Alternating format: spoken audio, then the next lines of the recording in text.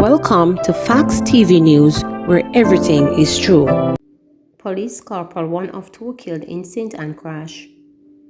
A police corporal is one of two men who died in a motor vehicle collision in St. Anne's Bay, St. Anne on Sunday evening. The deceased are Corporal Hampton Russell, attached to the Claremont Police Station, and Akeem Fulton of Bel Air District, Runaway Bay in the parish. Reports are that the crash occurred around 8 p.m. and involved a black Nissan Lafista car driven by Corporal Russell and a grey Toyota Axio motor car. Lawmen say Corporal Russell was driving his motor car in the westerly direction along the Richmond Main Road when the driver of the Toyota Axio motor car, which was proceeding in the opposite direction, overtook a line of traffic and collided head-on with the Nissan. Both Corporal Russell and Fulton, who were traveling in the Nissan, received multiple injuries and were pronounced dead on arrival at the St. Anne's Bay Hospital. Woman killed in St. Anne crash Christmas morning. An unidentified woman died from injuries sustained in a motor vehicle collision on the Longdove Main Road in St. Anne on Christmas Day.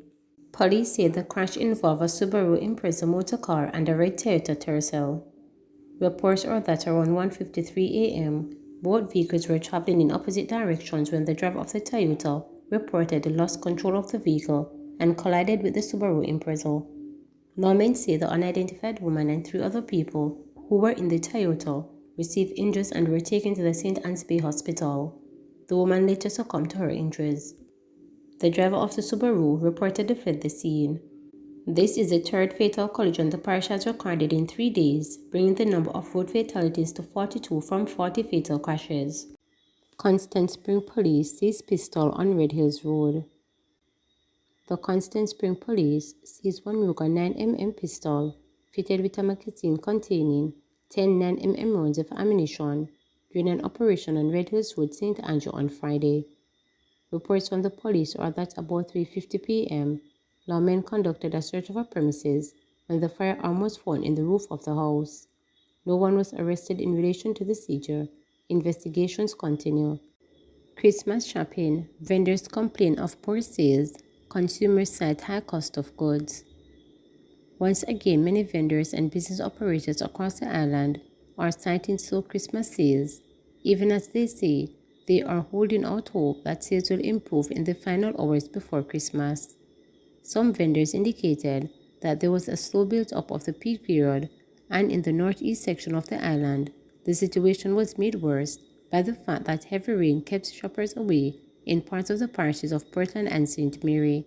In Port Mariel, St. Mary vendors who spoke with Reporters correspondent were particularly distressed about the dampening impact of the rains, even as they continue hoping that the shower would abate on Christmas Eve, giving them a chance to sell their goods.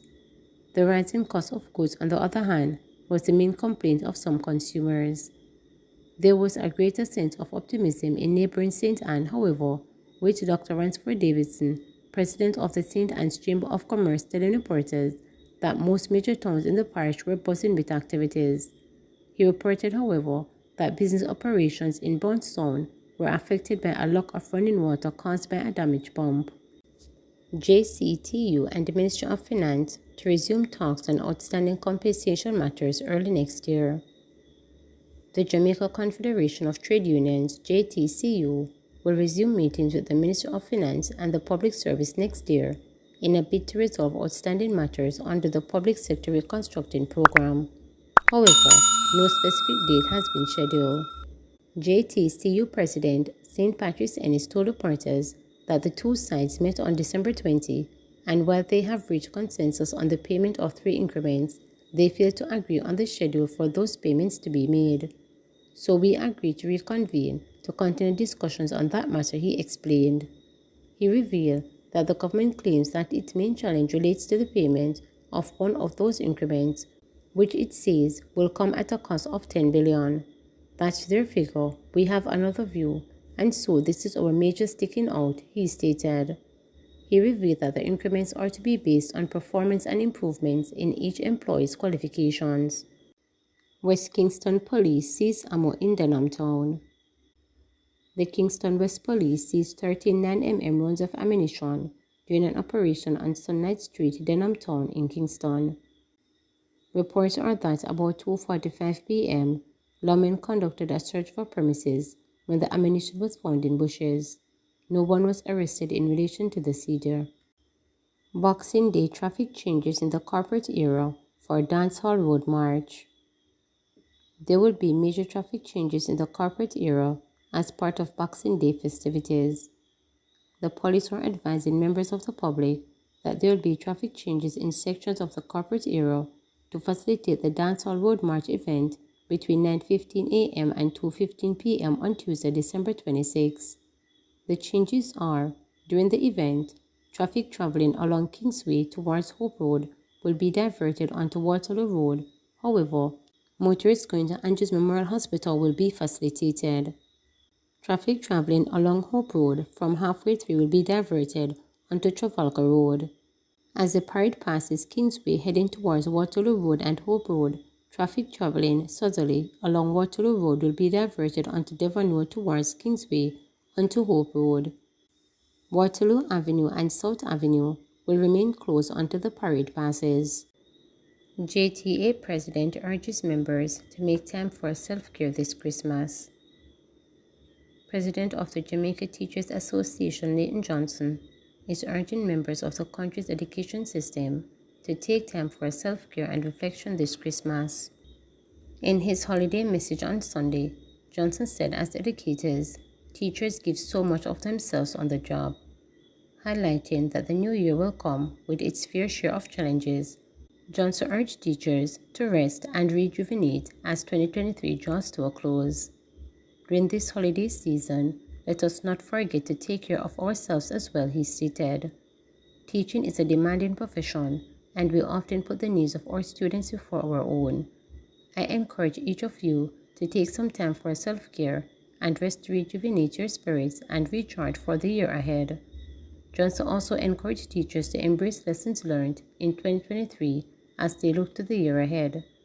As we celebrate the birth of Christ, let us also reflect upon the valuable lessons learned during 2023.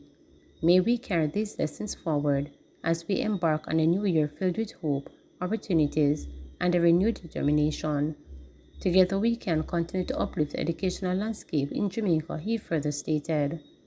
Meanwhile, also noting that Christmas is a season of giving, Johnson also called on Jamaicans in general to extend a helping hand to those less fortunate. He expressed that Christmas should be a season of immense joy, love, and compassion. Thus, it is important that one offers help whenever they can.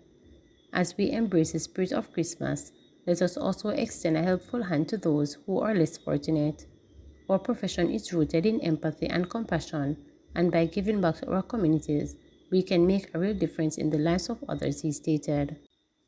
Interest in local government election could heighten amid salary hike for councillors, stated Ashley. Political commentator Dr. Paul Ashley believes there could be an increase in vote turnout for the upcoming local government election due to the recent salary hike for councillors. Dr. Ashley said candidates will work harder to put out voters to secure a seat in the respective municipal corporation based on the massive salary increase. He was responding to the latest Don Anderson poll, which shows an increase in voters' appetite. Some 37% of respondents in the poll said that when the local election is called, they will not be voting for either of the two major political parties. This is in keeping with the voting tendencies over the last 6 parish council polls. Local government elections traditionally in Jamaica had very low turnout because people never take local government seriously.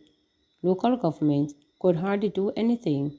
They didn't have any funding. However, I must tell you, with the recent increases in remuneration to all political office holders, there might be a resurgence in the interest of local government.